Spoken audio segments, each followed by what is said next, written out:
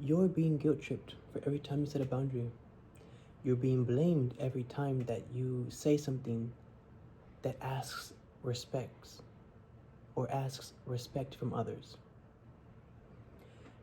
You're made to feel like you're the problem. You're made to feel like you're supposed to shrink yourself in order to avoid conflict.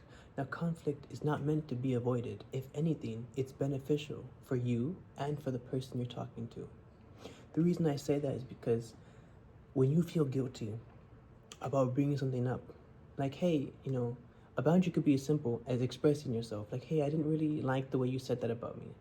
Did you really mean it in that way? Or are you trying to say something about me? Or could you not speak about me in that such? It's a reaction. Your guilt is a reaction from others' uncomfortability, from how you are, from how you express yourself, from who you are trying to be. There are a lot of the times when we have conversations in group settings where we're not able to fully express ourselves because the group is there. It wasn't the group that made you feel like a boundary was surpassed or someone broke a boundary within you. It was a specific person in that one group. And how can you just confront that one person in front of everybody? It's scary, right? I bet. And it's okay to feel like it's not something you can do. It is. And I'm here to tell you that it is. Every time those specific situations where you're in groups, where you're in areas of public, and you feel scared because you can't express yourself, or you feel like you have to laugh it off because you're in public, you're in the group, you're in a setting where it's not one-on-one. You can't just go to someone and be like, hey, can I speak to you on the side for a second? Now, if you're confident and assertive, you definitely can. It'll bring attention to you that you may not want. So there are certain things that you should be doing in order to set those boundaries. Every time you set a boundary with yourself or others, you empower yourself. Understand that. You are giving power back to you from what they stole of. There was a time just today, it's funny because I'm making the video about it that I've planned weeks before, but today I had an interaction with the person. Now I give the benefit of the doubt because I'm not someone who judges so fast. I judge on evidence and action-based orientated patterns, if that makes sense. This person I saw as a potential friend and someone that I can really fully open up to because that's the person that I am. I like to be open. I like communication. I like vulnerability. I like receiving what I give. This person was very short with me. I tried to open conversation. I gave specific dialogue in order to extend conversations, open up conversations that they maybe open up to me. In the same way that I was continually opening up to them. I was giving my energy and my time to someone who wasn't validating my energy and my time. If anything,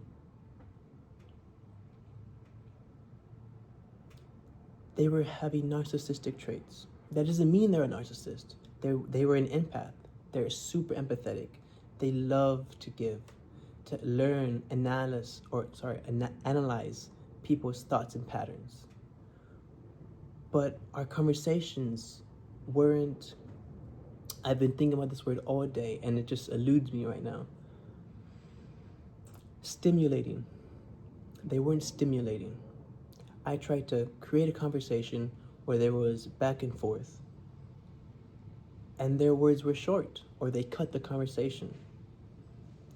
Now, this was an online friend, so that there is a difference between physical and online friends, at least when it comes to interactions. It's totally understandable that someone would not reply to you in a timely manner because we're adults or we have things to do. There's other things that are more important than talking to someone online about anything or expressing yourself. But again, I gave the benefit of the doubt because I knew of those certain limitations when it comes to the internet. You shouldn't expect an immediate reply. It's okay if they don't text you back 1 to 2 days later. But the one thing that I noticed, which is why I had to bring up a boundary within this relationship, was because when I tried to create dialogue where I would give them multiple questions or be curious about their mindset or try to involve myself in order for them to open up, they were short. They only answered to specific questions. They didn't answer me in full dialogue the way I responded in full dialogue. And that was the difference. That was when I realized today, I was thinking to myself, is my energy and time, my effort, the things that I bring to the table, is that really beneficial for both of us? Am I just feeding an empty pot? They're giving me the pot, which means I think that they are fulfilling me with something that should be full. But it's empty. It's elusive. When I brought up this boundary with this person, they didn't take it well. Whenever you bring a boundary up, it won't be taken well unless they respect you, which I'll get into it later. But it wasn't taken well. This person felt attacked. I know because I deal with this on a daily basis. I'm used to patterns and behavioral analysis.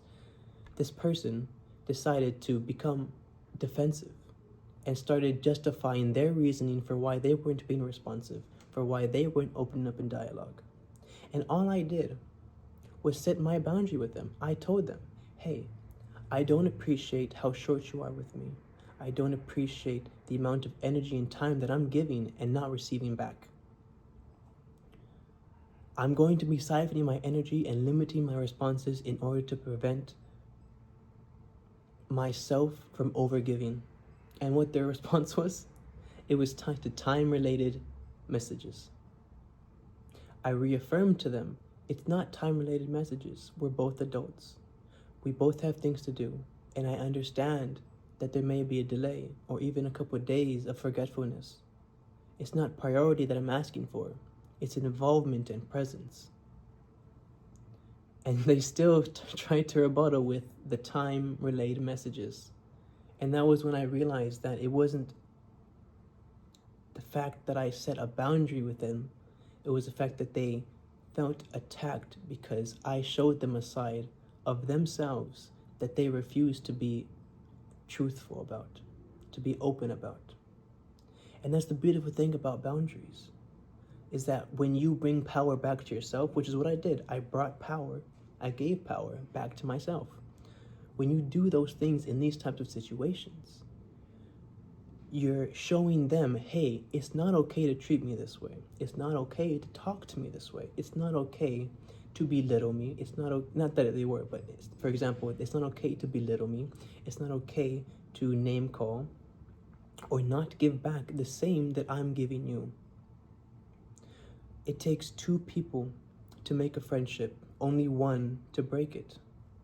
Now, that's a very powerful saying, a saying that I truly believe in because it really does. It holds so much truth. But because of their actions after I set the boundary, I realized this is not the person that I want to keep in my life. This is not the type of being that I want to keep interacting with, keep entertaining. Now, this person, I loved talking with them. When we first met, which is the clinger, this is the thing that I want to bring up. When we first met, our conversations were actually intellectual. They were actually stimulating. They were actually involved and present. But after that first conversation, they gave me breadcrumbs. They gave me tidbits. They didn't give me the full them that I required or wanted from them. The same thing that I initially thought I was going to be getting throughout the relationship, because that's how it started off as.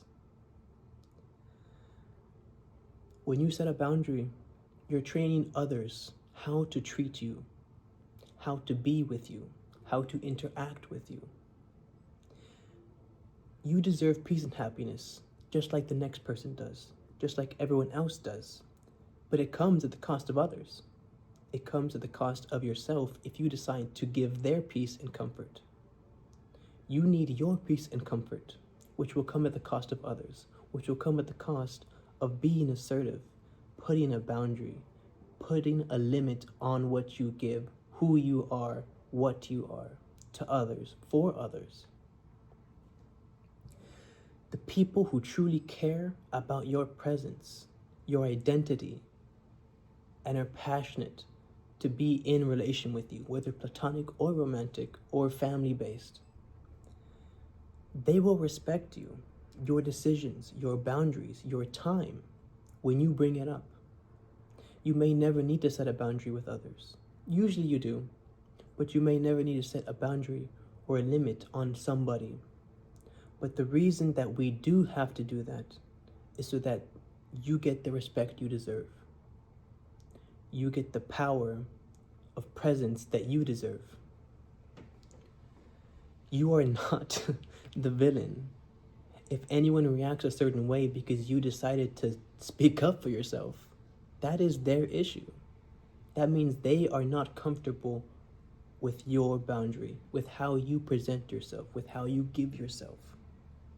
There's only so much you can do for others before you need to set a limit, before you need to be able to say, hey, this is too much that I'm doing for you. When are you going to start giving back to me?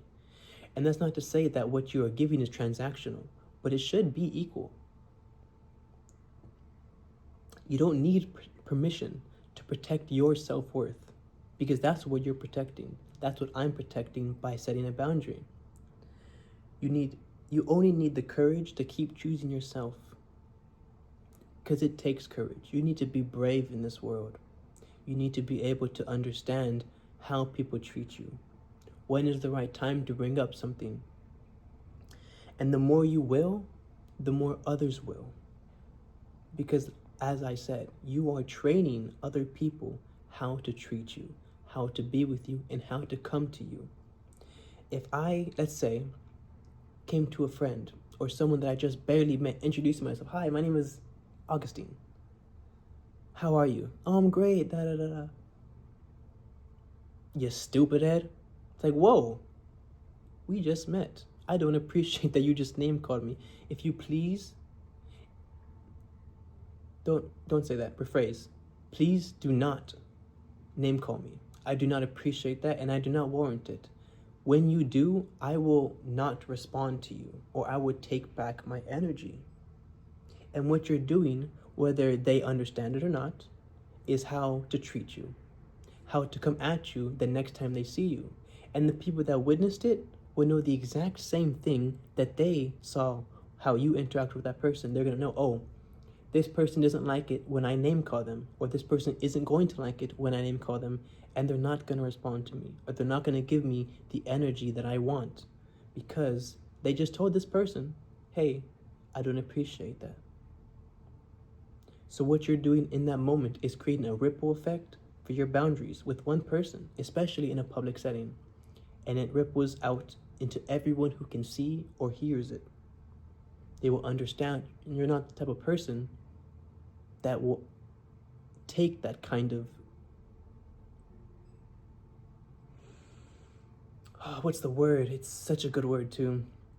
Will take that kind of abuse is a better word for it, but will take that kind of abuse. Will take that kind of,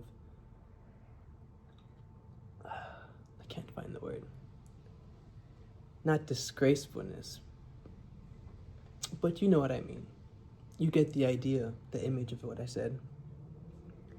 The right people will respect you and your choices. And it's important for you to discern that. With this person that I was talking about previously, I had to cut them off. Because not only were they invalidating my boundary, they never apologized.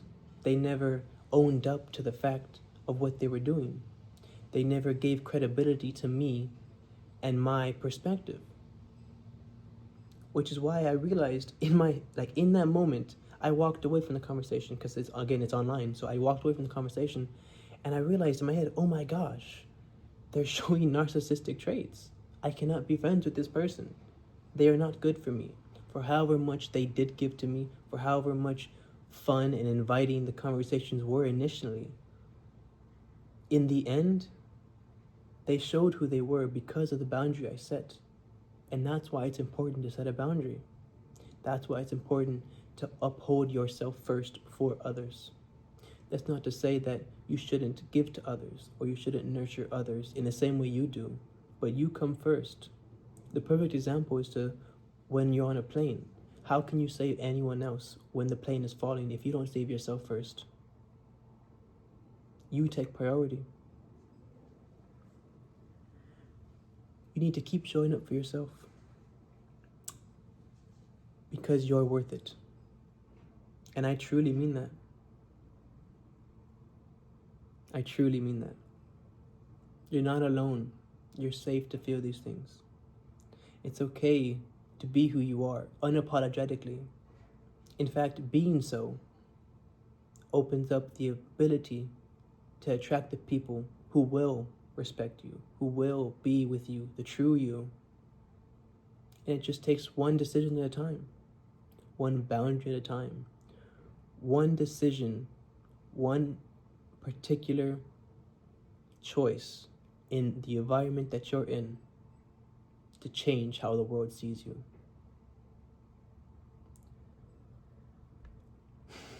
Thank you for being here. My name is Augustin, and this is Just Before Clarity.